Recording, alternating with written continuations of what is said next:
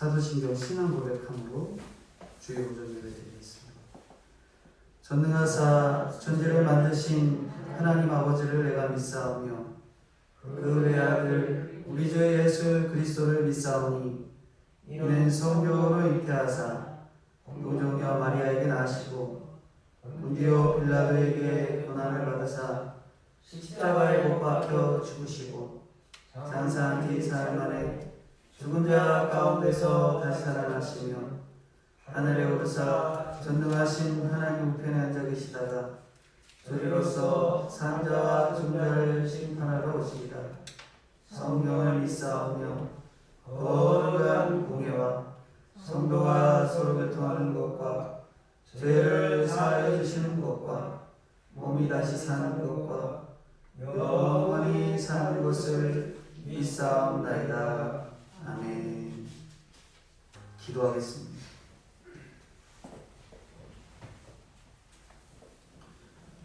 거룩하신 주님, 주님의 은혜와 사랑을 진심으로 감사합니다.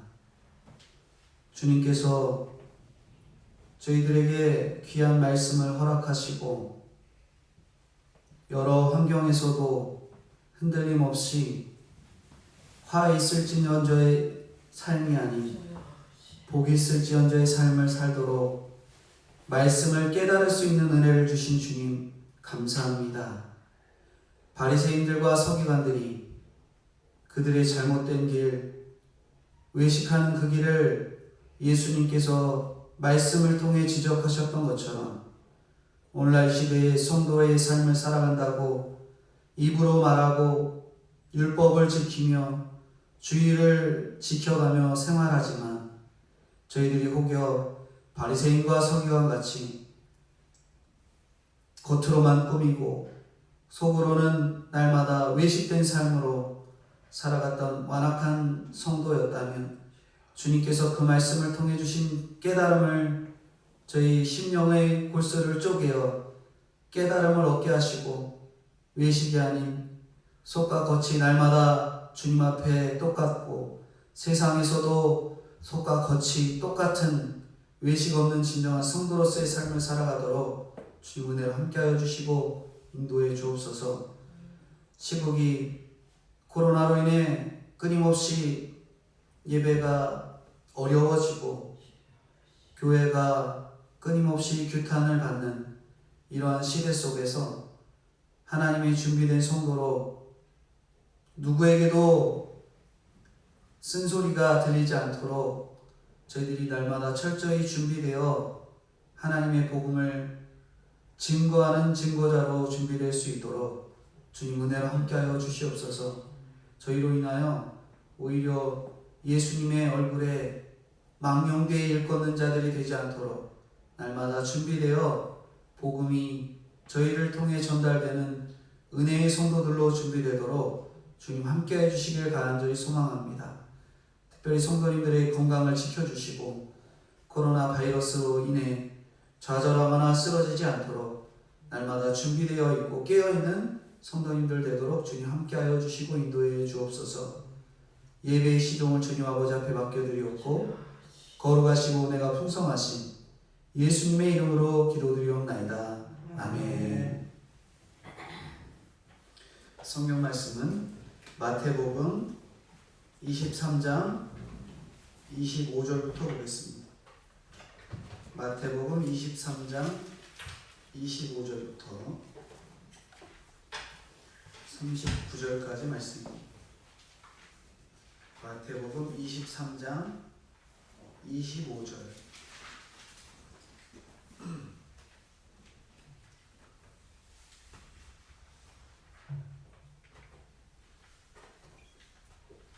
제가 봉독해 드리겠습니다. 마태복음 23장 25절부터 39절까지 제가 봉독해 드리겠습니다. 화 있을진저 외식하는 서기관들과 바리새인들이여, 잔과 대접의 겉은 깨끗이 하되 그 안에는 탐욕과 방탕으로 가득하게 하는도다. 눈먼 바리새인이여, 너는 먼저 안을 깨끗이 하라. 그리하면 겉도 깨끗하리라. 화 있을진저 외식하는 서기관들과 바리새인들이여, 회칠한 무덤 같으니 겉으로는 아름답게 보이나 그 안에는 죽은 사람의 뼈와 모든 더러운 것이 가득하도다. 이와 같이 너희도 겉으로는 사람에게 옳게 보이되 안으로는 외식과 불법이 가득하도다. 화에 쓸진저 외식하는 서기관들과 바리새인들이여, 너희는 선지자들의 무덤을 만들고 의인들의 비석을 꾸미며 이르되 만일 우리가 조상의 때에 있었더라면 우리는 그들이 선지자의 피를 흘리는데 참여하지 아니하였으리라 하리니, 그러면 너희가 선지자를 죽인 자의 자손임을 스스로 증명함이로다. 너희가 너희 조상의 분량을 채우라. 뱀들아, 독사의 새끼들아, 너희가 어떻게 지옥의 판결을 피하겠느냐. 그러므로 내가 너희에게 선지자들과 지 있는 자들과 서기관들을 보내매 너희가 그 중에서 더러는 죽이거나 십자가에 못 박고 그 중에서 더러는 너희 회당에서 채찍질하고 이 동네에서 저 동네로 따라다니며 박해하리라. 그러므로 의인 아벨의 피로부터 성전과 제단 사이에서 너희가 죽인 바가랴의 아들 사가랴의 피까지 땅 위에서 흘린 의로운 피가 다 너희에게 돌아가리라. 내가 진실로 너희에게 이르노니 이것이 다 이 세대에 돌아가리라. 37절부터 39절까지 같이 보겠습니다. 예루살렘아, 예루살렘아, 선지자들을 죽이고 내게 파송된 자들을 돌로 치는 자여, 암탉이 그 새끼를 날개 아래 모음같이 내가 내 자녀를 모으려고 한 일이 몇 번이더냐. 그러나 너희가 원하지 아니하였도다. 보라, 너희 집이 황폐하여 버려진 바 되리라. 내가 너희에게 이르노니 이제부터 너희는 찬송하리로다. 주의 이름으로 오시는 이여 할 때까지 나를 보지 못하리라 하시니라. 아멘. 오늘 마태복음 23장 25절부터 39절까지 하나님의 집을 세우라, 하나님의 집을 세우라 하는 말씀으로 오늘 본문을 살펴보겠습니다. 오늘 하나님의 집을 세우라라는 이 말씀이 어디 있나 하면 38절에 보면 보라, 너희 집이 황폐하여 버려진 바 된다 하는 이 말씀을 통해서 오늘 저희 집이 버려진 집이 아니라 정말 하나님이 기뻐하시는 집, 하나님을 기뻐하시는 집을 세우는 일에 대해서 살펴보고자 합니다. 어떤 한 성도님이 집이 너무 좋아서 좋은 집에, 그러니까 너무 부유하게 잘 살고 계셨어요. 그 집에 어느 날 저녁 늦게 도둑이 든 거죠. 도둑이 들어갔고 복면 강도가 들어와서 칼을 들고 그 성도님 앞에 딱 쓴 거예요. 그랬더니 이 성도님이 덥석 그 도둑의 손을 딱 잡으면서 기도를 막 열심히 하더랍니다. 기도를 막 열심히 하고 나서 기도가 딱 끝난 다음에 도둑한테 어떻게 이런 일을 하고 있느냐 물었더니 그 도둑이 갑자기 자기를 위해서 열심히 기도해주는 그 성도님 때문에 얼떨결에 내가 교도소에서 출소한 지 얼마 안 됐는데 내가 장사하고 싶었는데 장사할 수가 없고 어디 리어커라도 하나 구해야 되는데 돈이 너무 없어서 이 도둑질을 해서라도 내가 그걸 구해서 이제 장사를 해서라도 먹고 살아야겠다. 취직을 하려고 하니까 취직도 안 되고 뭘 하려고 하니까 뭣도 안 되고 이거라도 해서 내가 먹고 살아야 되겠다 싶어서 오늘 이렇게 도둑질을 하게 되었다 라고 하니까 이 성도님이 그러면 내가 리어커 사줄 돈 줄 테니까 이제 이 강도에서 타지 마라, 돌아가라. 그랬더니 복면 강도가 울면서 자기 복면을 다 벗고 감사하다고 하면서 이제 집을 딱 나갔던. 그러니까 이 성도님이 기뻐하면서 막 나가면서 막 진짜 배움을 막 잘 가라고, 꼭 잘 살라고 막 배움을 하고 돌려보냈는데 저기 사거리 딱 이렇게 보이는 데까지 배웅하면서 보냈는데 딱 뒤를 도는 순간 성도님이 집에 가갖고 112에 경찰에 신고해갖고 그 도둑이 잡혀갖고 다시 들어갔다는 거죠. 근데 과연 이 성도님이 하시는 그 행동이 자기의 집을 세우는 행동일까? 아니면 자기의 집을, 하나님의 집을 황폐케 하는 자일까? 우리가 생각해 보셔야 돼요. 주님의 이름으로 기도한다고 하고 위로한다고 하고 하면서 당장 경찰에 신고해 교도소에 잡아 들어가게 하는 게 정말 자기의 집, 하나님의 집을 세우는 일일까? 황폐케 하는 자일까? 우리가 생각해 보시면 어떤 자일 것 같으세요? 황폐케 하는 자이겠지요. 오히려 그 성도님으로 인해 그 복면 강도는 다시는 교회 다니는 사람의 말을 믿지 않았을 것이고, 다시는 교회로 나가지 않을 것이고, 누구의 전도도 받지 않았을 것이고, 그 성도님의 이야기를 들었던 경찰이 와, 성도가 이렇게 연기를 잘하는구나, 거짓말을 잘하는구나 하면서 성도의 이 외식, 그리고 자기의 그 돈만 지키려는 욕심, 그걸 보험을 통해서 점점 가정은 황폐해지고 자기의 집만 부유해졌을 겁니다. 오늘 본문은 유대인의 수도인 예루살렘을 향한 탄식이 담겨져 있습니다. 잘 믿는 사람에 대한 예수님의 탄식이에요.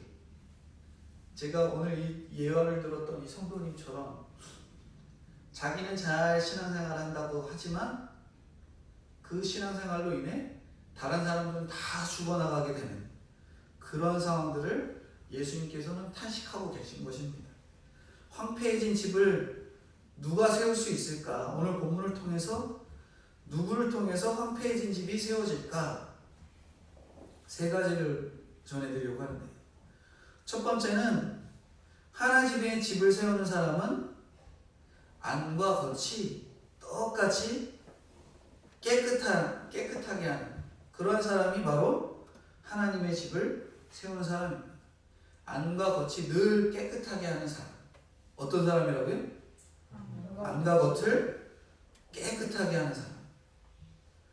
25절인데요. 25절 한번 읽어주시겠어요?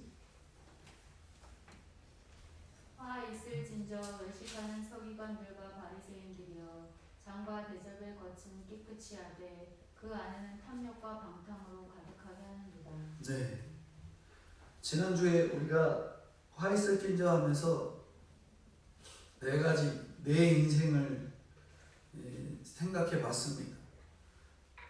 복이 있는 사람이 되기 위해서 천국문을 닫는 사람, 지옥 자식을 만드는 사람, 잘못된 가르침으로 헛맹세하는 사람, 하루살을 걸러내고 낙타를 삼키는 사람들이 되지 말자.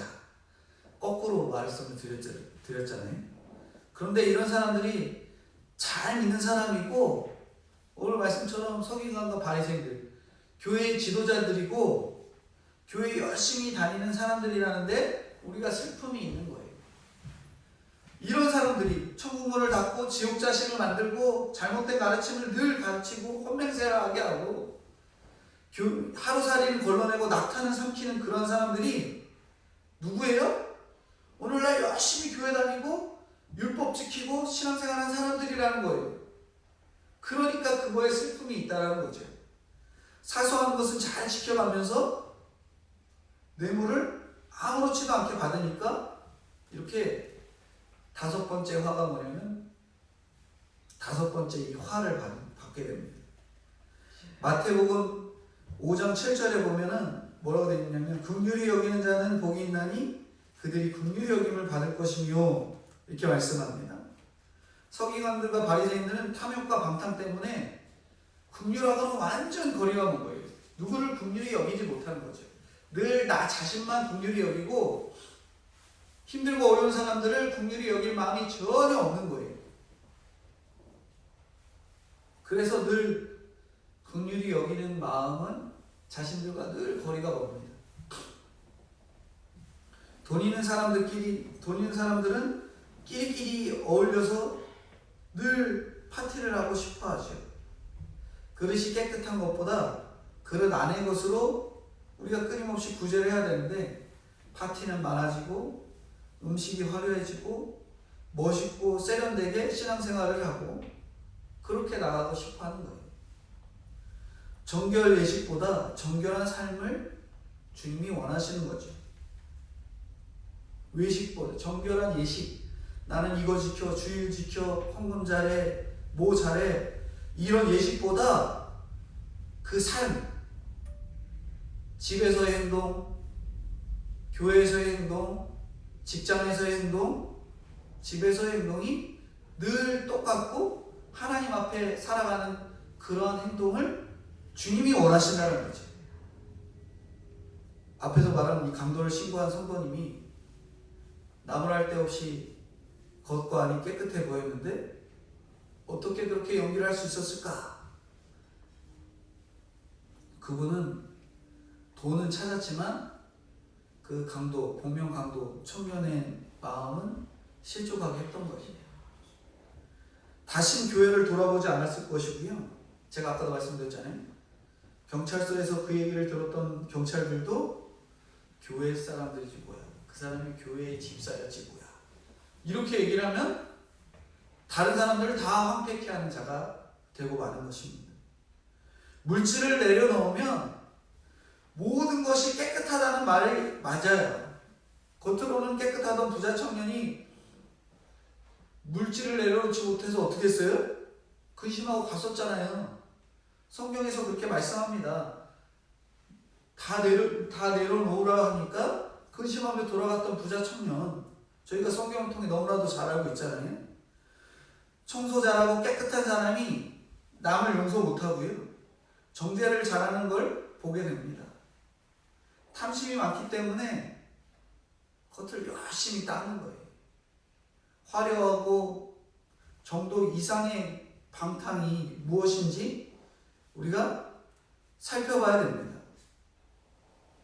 우리가 겉으로만 그렇게 화려하고 꾸몄고 속은 그렇게 내 이기심 속에만 살아갔던 방탕이 우리가 무엇인지 계속 생각해 봐야 되는 거죠. 26절에 보면은 제가 읽어드리겠습니다. 눈먼 바리새인이여, 너는 먼저 안을 깨끗이 하라. 그리하면 겉도 깨끗하리라. 안을 깨끗이 하래요. 교회 열심히 다녀도 눈먼 사람들이 많습니다. 주님이 보라고 하는데 못 보는 사람들이 많아요. 드러나지 않은 부분이 깨끗해야 하는데 자기 드러나지 않은 부분들은 더럽고 추악하고 탐욕에 가득 차 있습니다. 그러니까 외식할 수밖에 없는 거예요. 또 말씀 들어도 자기 모습은 못 보고 깨닫지 못하는 거예요. 말씀을 늘 교회 와서 들어도 내 모습은 안 보이고 남만 정죄가 되는 거죠. 그래서 5번째 화는 대접과 잔에서 6번째 화인 무덤으로 내려갑니다. 무덤. 여기 27절에 보면 27절, 28절 어디로 넘어가요? 회치랑 무덤 나옵니다. 27절, 28절 한번 읽어주세요. 화 있을진 자 외식하는 서기관들과 바리새인들이여, 회칠한 무덤 같으니 겉으로는 아름답게 보이나 그 안에는 죽은 사람의 뼈와 모든 더러운 것이 가득하도다. 이와 같이 너희도 겉으로는 사람에게 옳게 보이되 안으로는 예식과 불법이 가득하도다. 네. 팔복 중에 6번째 복이 마태복음 5장 8절에 말하는 마음이 청결한 자는 복이 있나니 그들이 하나님을 볼 것이요 그럽니다. 근데 이들은 점점 더러운 것으로 회칠한다. 화했을진저 인생이 점점 더 심한 악과 음란, 그것으로 가는 거예요. 무덤에 왜 회칠했을까요? 모르고 무덤을 만지면 부정한 시체를 만지게 되기 때문에 율법에 어긋나니까 회칠을 내서 무덤이라는 걸 표시하는 거예요. 회칠한 무덤이 겉으로는 깨끗하게 보여도 속에는 더러운 것이 그렇게 가득합니다. 갓 태어난 아기는 어때요? 막 로션 막 좋은 거 바르지 않아도 갓 태어난 아기는 뽀송뽀송하고 향기가 어때요? 냄새가? 정말 향수를 바르지 않아도 아름다운 향기가 아이한테 납니다. 죽음에 가까워질수록 향수, 화장품, 가릴 수 없는 죽음의 향기를 내는 것이 바로 인간의 모습이죠. 시간이 지나면 지날수록 우리의 몸은 점점 더러운 이 향기가 납니다. 이 더러운 향기가 몸에서의 그런 향기를 말하는 게 아니라 시간이 지나고 지나면 지날수록 세상이 찌들어서 세상의 더러운 향기가 계속 우리의 몸에서 나오는 거예요. 이 세상의 아름다운 것은 오직 예수 그리스도의 생명뿐입니다. 예수님이 없는 가정, 예수님이 없는 모임은 아무리 회치를 해도 그곳이 무덤에 불과한 거예요. 무덤은 더러운 것으로 가득한 거잖아요. 예수님이 없는 그 장소는 회칠한 무덤과 같은 겁니다. 신앙생활 하면서도 정직한 회개가 없으면 회칠한 무덤과 같은 거예요. 우리가 일시적인 회칠로 말할 수 없는 애를 쓰고 시들까 꺼질까 너무 염려합니다. 비가 오면 다 씻겨버린다는 걸 우리는 이 무의식적으로 아는 거예요. 그래서 늘 염려하는 거지. 내 속에 더러운 것이 가득한데 거기다 회칠만 잘 뒷다해갖고 가려대는 거죠. 근데 비가 오면 어떻게 해요? 다 씻겨 내려가면 그 더러운 게 다 어떻게 돼요? 드러나는 거예요. 그러니까 늘 전전긍긍합니다. 내 더러운 게 드러날까봐 전전긍긍하는 거예요. 일시적이라는 걸 알기 때문에 내 자식, 내 건강, 내 돈이 시들까 꺼질까 앉으나 서나 염려하며 살아가는 우리이잖아요. 제가 올해 12월 달부터 이렇게 제가 피부가 워낙 안 좋으니까 치료를 계속 받았어요. 치료를 받았는데 어느 순간 한 3, 4월 달쯤부터 피부가 완전 정상으로 돌아왔거든요. 그러더니 좀 시기가 좀 지나다가 또 환절기가 되면 이제 제가 이제 비염기도 있고 환절기 되면 심해지거든요. 심해지니까 최근 들어서 다시 또 피부가 시작이 됐어요. 그래서 제가 고민했죠. 내가 뭐가 문제가 있지? 뭐가 또 이렇게 몸에 안 좋은 게 일어나지? 고민하지만 하나님께 기도하면서 너의 더러운 것들이 계속 끊임없이 나왔다, 들어갔다, 나왔다, 들어갔다 한다라는 사실들 또한 이 성령의 감동으로 주시더라고요.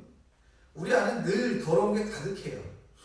그러면서 제가 내가 또 내 안에 더러운 것들이 이렇게 속으로 밖으로 나오는구나, 속에 있던 게 밖으로 나오는구나 하는 생각을 하면서 회개하는 기도를 하게 됐고요.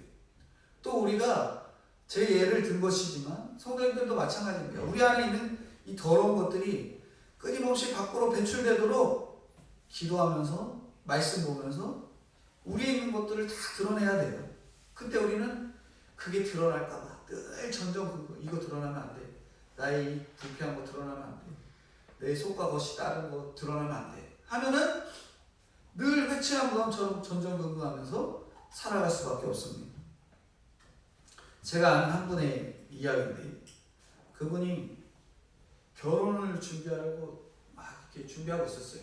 자매하고 결혼을 준비하고 있었는데 준비하면서 이 자매의 메일을 우연치 않게 보게 된 거죠.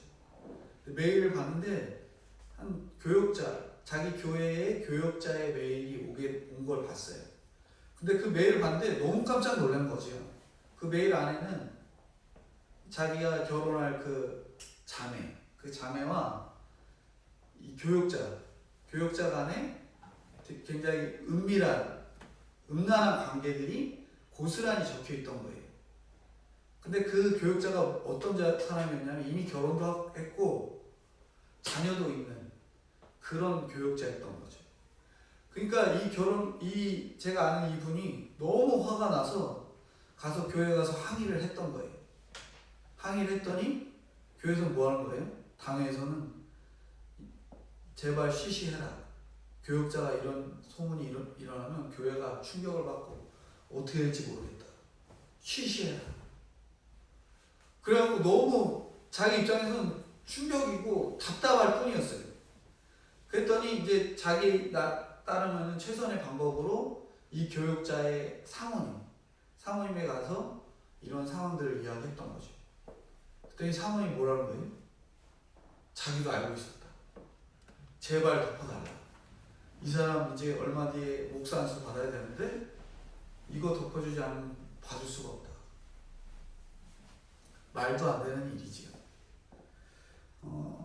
정말 그 사모님의 참음이 곧 그 참음으로 인해서 그 남편으로 인해 수많은 영을 죽일 수 있다는 사실을 몰랐던 거예요.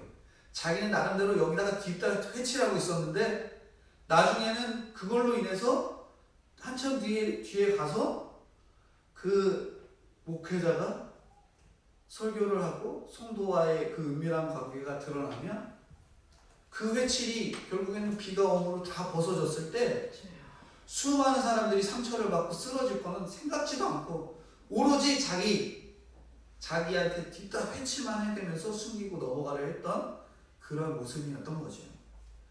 본인의 생활을 완전히 뒤엎는 사건이라 할지라도 다른 사람들까지 죽이는 일을 막았어야 하는 겁니다. 다른 사람 죽이는 일 막아야 돼요. 내가 그런 죄를 범했으면 철저하게 회개하고 그 일을 포기하더라도 그 길을 가지 말아야 돼요. 나로 인해서 수많은 사람들을 죽일 수 있습니다. 그걸 막아내면서 나도 살고 남편도 살고 그 말도 안 되는 교육자로 인해서 그 교육자가 나중에는 아내가 다 드러내고 수많은 사람들이 드러내서 하나님 앞에 철저하게 회개하게 해야 돼요. 그 철저하게 회개한 사람이 나중에는 또 쓰임받게 됩니다. 근데 우리는 철저하게 덮어냈죠. 철저하게 덮은 그 결과는 후에 어떻게 되는지 아세요? 수많은 사람을 죽입니다. 덮은 사람이 죽여요.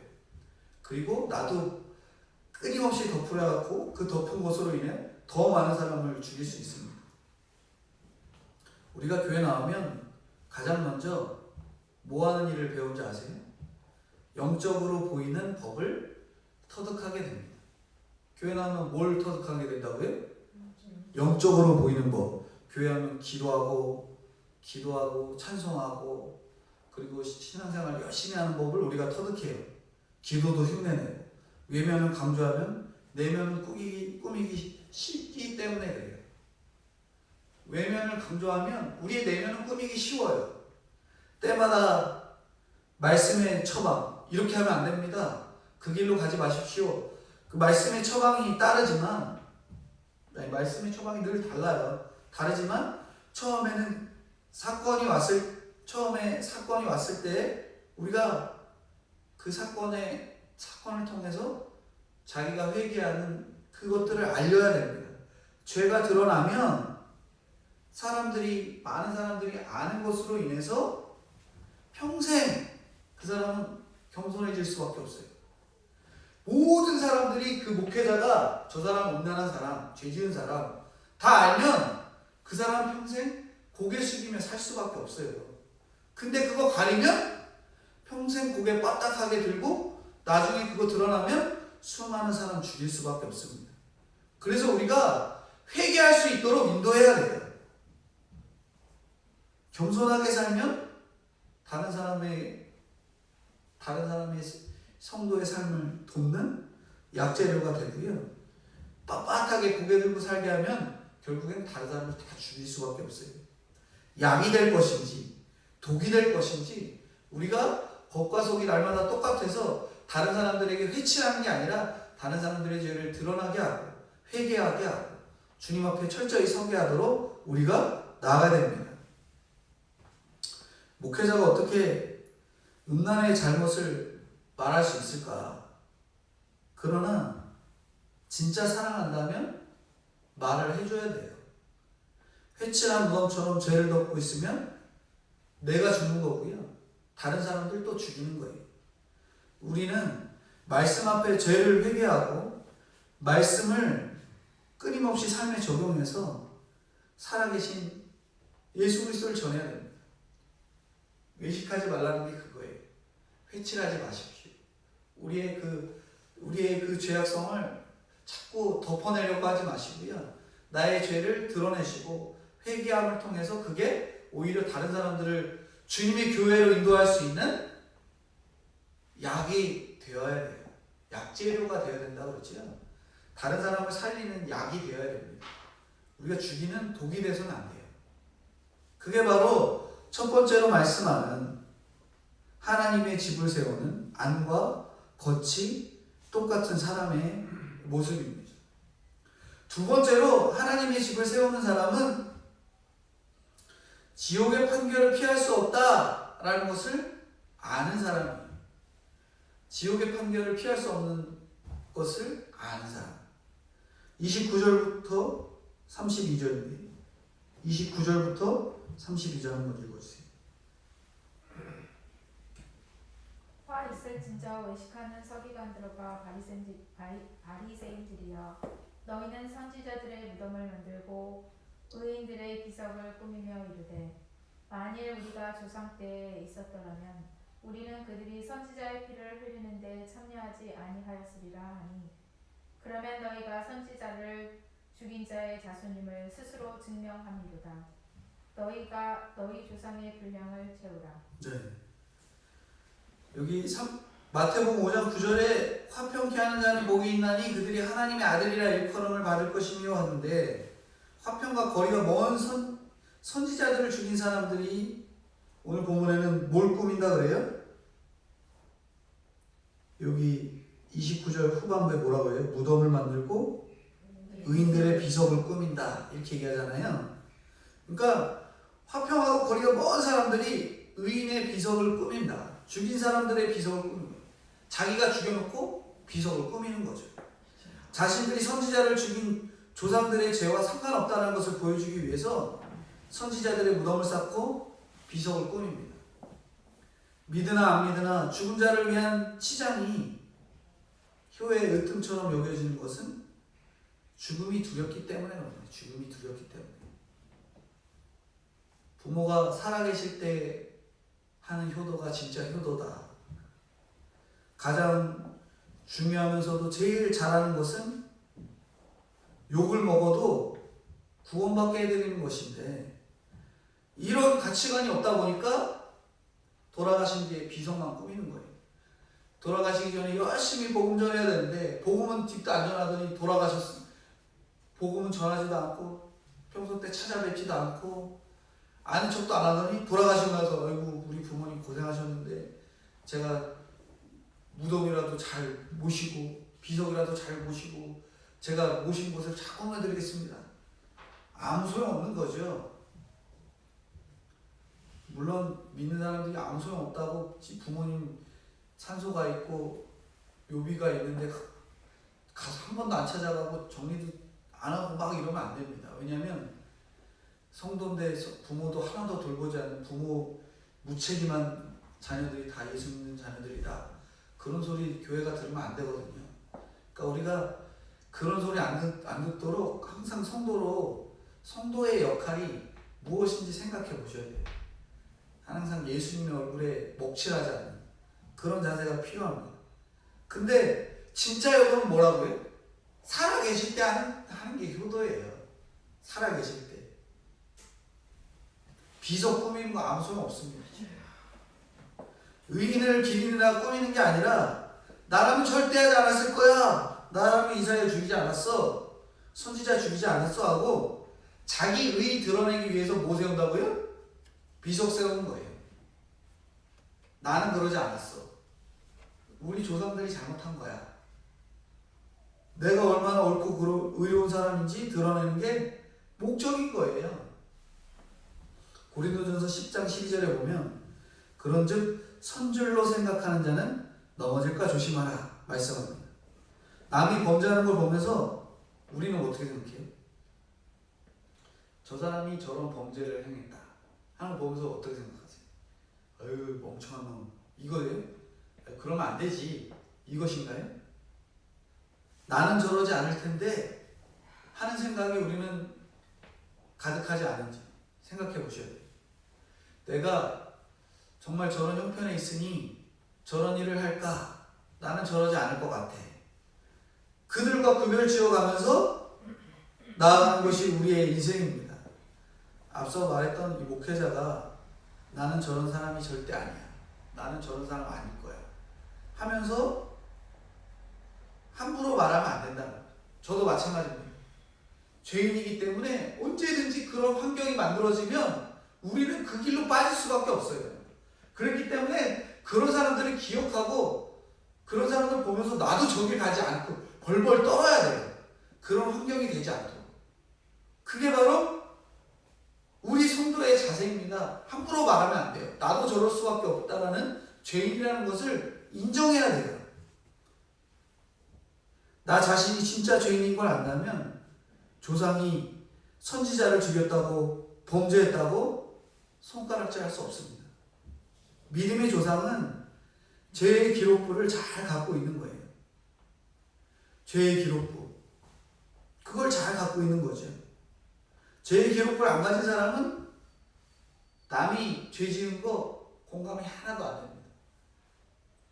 내가 지은 죄를 잘 갖고 있어야 돼요. 나는 이런 죄를 지었고, 나는 속으로 이런 죄를 지었고, 나는 늘 이런 죄를 짓고 있다라는 것을 늘 속으로 갖고 계셔야 돼요. 그러지 않으면 남의 것으로만 여기지, 그 사람, 어떤 사람이 죄를 지었대? 어휴, 어떻게 저런 죄를 저런 죄를 지었어? 하면서 비난할 수밖에 없습니다. 공감이 전혀 안 되는 거예요. 베드로가 예수님을 3번 부인했기 때문에 속으로만 지은 죄라고 여겼으면은 또 죄를 범했겠죠. 3번 범했기 때문에 철저하게 그 이후에 하나님의 일꾼으로 쓰임받게 됩니다.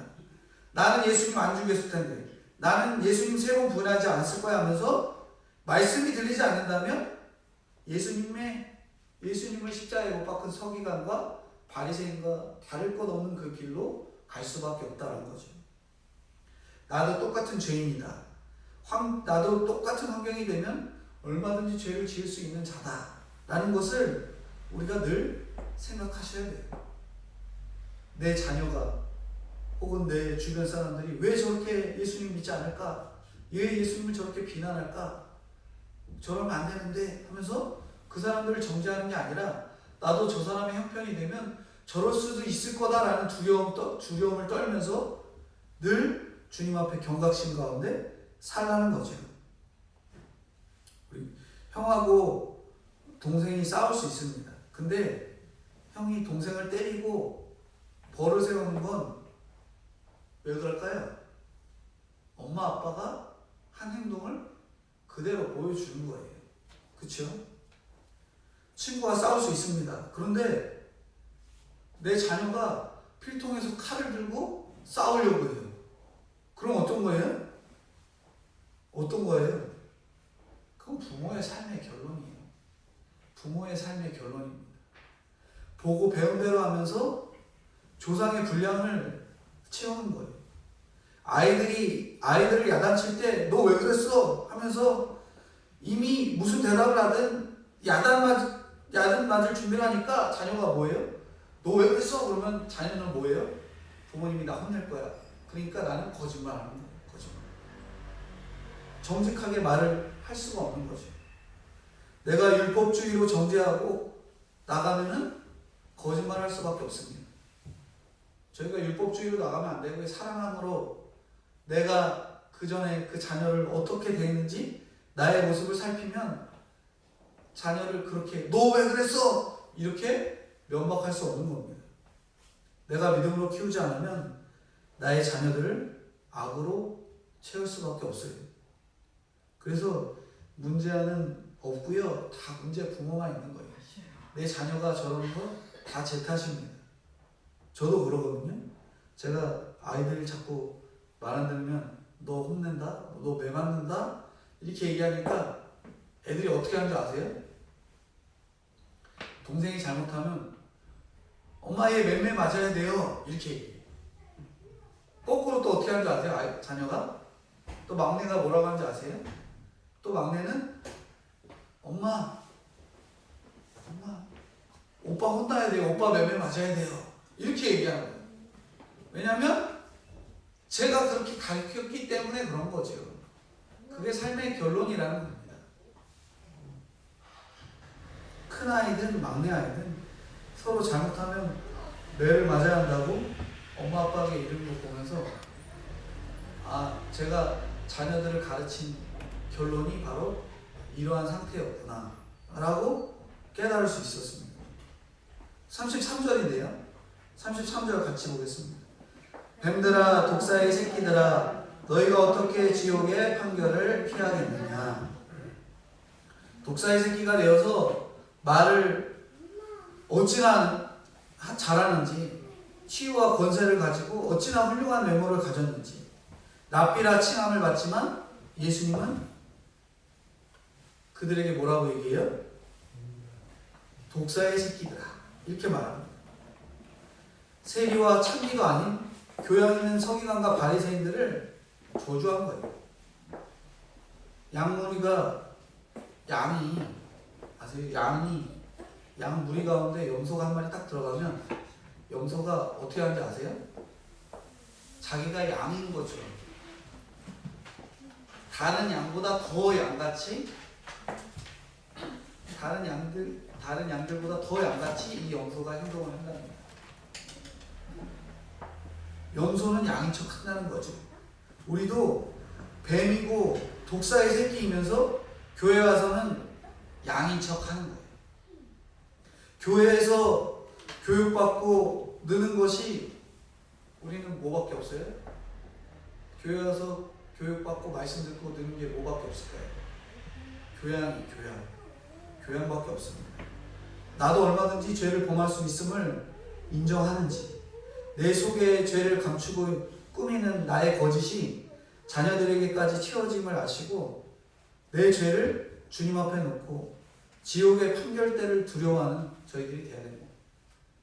우리가 지옥의 판결대를 두려워하면 나의 삶이 가정에서고 교회에서고 직장에서고 동일할 수밖에 없습니다. 우리가 늘 기억해야 됩니다. 마지막 세 번째는 끝까지 사랑하시는 하나님을 믿는 자가 하나님의 집을 세운다고 하십니다. 끝까지 사랑하시는 하나님을 믿는 자가 하나님의 집을 세운다. 34절 35절 좀 읽어주세요. 그러므로 너희가 너희에게 선지자들과 지혜 있는 자들과 서기관들을 보내매 너희가 그 중에서 더러는 죽이거나 십자가에 못 박고 그 중에서 더러는 너희 회당에서 채찍질하고 이 동네에서 저 동네로 따라다니며 박해하리라. 네. 여기 34절만 무슨 건데, 중요한 것은 하나님은 자기 사람들을 즐길 줄 알면서도 지혜 있는 자들과 선지자를 보내신다는 사실이죠. 믿음인 줄 알고도 시집가게, 믿음 있는 줄 알고 시집가게 하시고 믿음 없는 줄 알고도 장가가게 하십니다. 하지만 일단 가고 나면 주님께서 파송한 거예요. 그래서 죽임당하고 못박힘당하고 채찍질을 당해야 하는 거죠. 주님이 보내신 선교지의 배우자, 선교지의 자녀, 그 자녀들에게, 배우자에게 순종해야 됩니다. 내가 죽을 것 같아도 내가 순종하고 있는 것을 주님이 알아주시는 거예요. 35절 36절 같이 읽겠습니다. 그러므로 의인 아벨의 피로부터 성전과 제단 사이에서 너희가 죽인 바갈의 아들 사가랴의 피까지 땅 위에서 흘린 의로운 피가 다 너희에게 돌아가리라. 내가 진실로 너희에게 이르노니 이것이 다 이 세대에 돌아가리라. 인류 최초의 순교자 아벨부터 요아스 왕에게 직언을 해서 돌에 맞은 사가랴까지 순교자의 피가 불법을 있는 자에게 돌아간다. 아벨과 사가랴의 피값을 받는 세대가 진노의 세대이고 그것이 이 세대를 향한 정의이거든요. 이 세대가 진노의 세대이기 때문에 쌓인 진노가 더 이상 지탱할 수 없는 세대가 오는 겁니다. 내가 흘린 피가 진노의 세대인 배우자, 자녀에게 돌아가면은 어떻게 될까요? 이 땅에서의 진노가 터져서 회개할 기회를 주시는 것이 우리에게는 오히려 축복이 됩니다. 진노를 계속 덮어두다가 안 터지면 결국 외식하는 삶을 살다가 천국도 못 가고 죽어갈 수밖에 없는 거고요. 진노가 터져갖고 회개할 기회 주시면 오히려 축복이 되는 거예요. 회개할 기회가 되는 겁니다. 진노가 쌓여서 예수님 믿지 않고 가는 것이 저주가 되는 겁니다.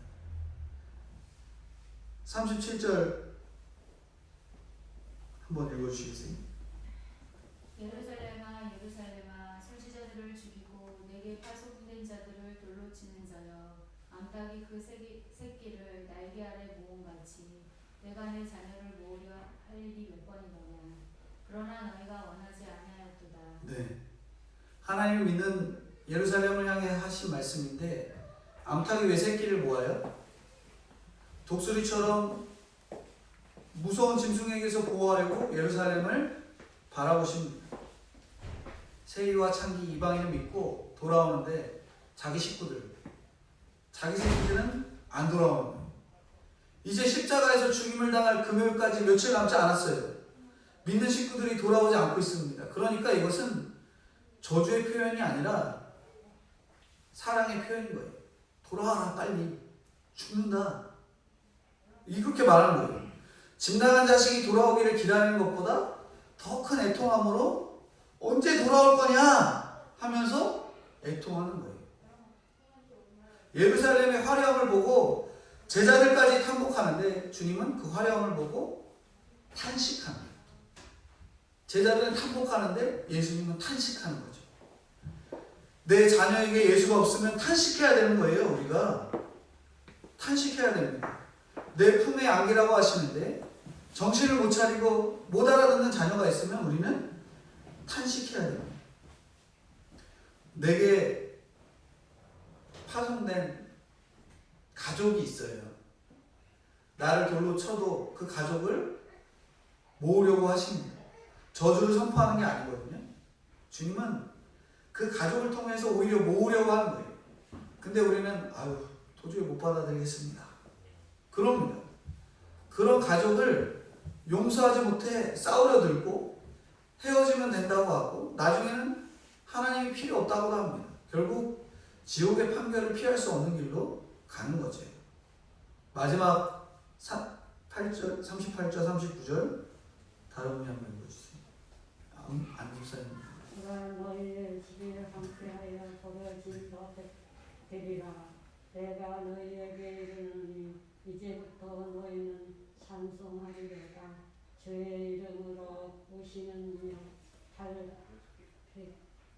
때까지 나를 보지 못하리라 하시니라. 네. 여기 주님은 그래도 형벌보다 찬송하시려는 데에 목적이 있다라는 거예요. 내 가족이 찬송할 어느 때를 바라보고 있는가? 오늘 내가 찬송할 어느 때를 바라보고 있는가? 그래서 결국 이것은 저주가 아닙니다. 황폐한 우리의 환경이 돌아와서 찬송하기 원하시는 주님의 소망에 그러한 응답하는 저희가 되어야 되는 거죠. 오늘 결론인데요. 세 가지로 말씀을 드렸습니다. 하나님의 집을 세우래요. 하나님의 집을 세우라는데 안과 겉을 똑같이 하라고 하십니다.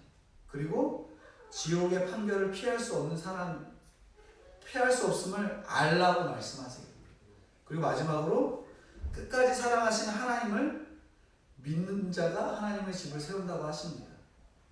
우리가 결론적으로 말씀드리면 날마다 성도로서 말씀을 통해서 안과 겉을 똑같이 깨끗이 하고 지옥의 판결 가운데서도 내가 두렵고 떨리지 않는 자로 준비가 되어서 끝까지 우리 주님이 나를 사랑하시는 주님임을 믿고 하나님의 집을 세워가시는 저 성도님들이 되어야 될 것들을 말씀해주고 있습니다. 우리가 늘 회칠하면서 살아갔던 인생이 어떤 인생이었는지, 내가 나를 얼마나 예수님 믿는다고 껍데기만 감추려 이 회칠을 하고 예수님이 오시면 언젠가는 반드시 씻겨나갈 그 외식적인 삶을 살아갔는지 저희들의 이 완악함들을 기억하시고 나아가시는 저 성도님들이 다 되어야 되겠습니다. 기도하겠습니다. 제가 기도하겠습니다. 하나님의 집이 황폐해져 있습니다.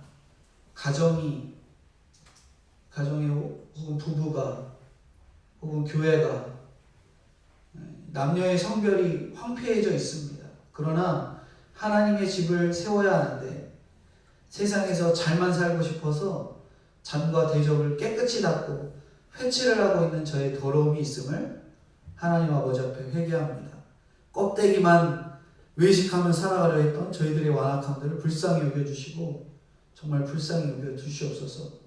그 더러움을 합리화하고 선지자들의 무덤을 쌓고 의인의 비석을 꾸며가며 나는 죄 없다 하고 나아갔던 저희들의 모습을 불쌍히 여겨주시고 지옥의 판결을 피할 수 없음을 알면서 천국의 소식을 가져오고 수고하는 주변 사람들을 돌로 치고 구박하는 저희들이었음을 철저하게 회개하는 저희들이 될 수 있도록 주님 불쌍히 여겨 주시옵소서. 주변의 황폐해짐이 그들이 아닌 나의 위선 때문임을 기억하고 나의 죄를 살피는 저희들이 되게 하시고 세상이 아닌 하나님만이 나의 황폐함을 해결해 주실 분임을 믿고 걸어 나아가는 저와 성도님들이 될 수 있도록 은혜로 함께하여 주시옵소서. 코로나 바이러스로 인해 예배를 드리는 일이, 예배를 통해 모여 함께 교제하는 일이 참 어려워졌습니다. 주님 불쌍히 여겨주시고 빨리 이 문제가 해결되어 백신이 개발되고 예배를 통해 함께 대화하고 나누는 기쁨을 누릴 수 있도록 도와주시고 차별금지법이나 낙태허용법이 말씀으로 천지를 창조하시고 하나님의 뜻을 어그르고 창조의 섭리를 어그르는 이 세상의 법들이 이 대한민국 안에 제정되지 않도록 주님 불쌍히 여겨주시고 불쌍히 여겨주셔서 이러한 법안들이 통과되지 않는 일에 열심으로 기도하고 나아가는 저 성도님들 될 수 있도록 은혜로 함께하여 주시고 인도해 주옵소서. 감사드리오며 예수님의 이름으로 기도드리옵나이다. 아멘. 기도하겠습니다. 지금은 우리 주 예수 그리스도의 은혜와 아버지 하나님의 무한하신 사랑하심과 성령님의 교통 감화 인도하심이 날마다 안과 겉을 똑같이 깨끗하게 하여 하나님의 집을 세워나가며 하나님을 끝까지 나를 사랑하시는 하나님으로 믿는 저와 동신교회 성도님들의 머리 위에 영원토록 함께 있을지어다. 아멘.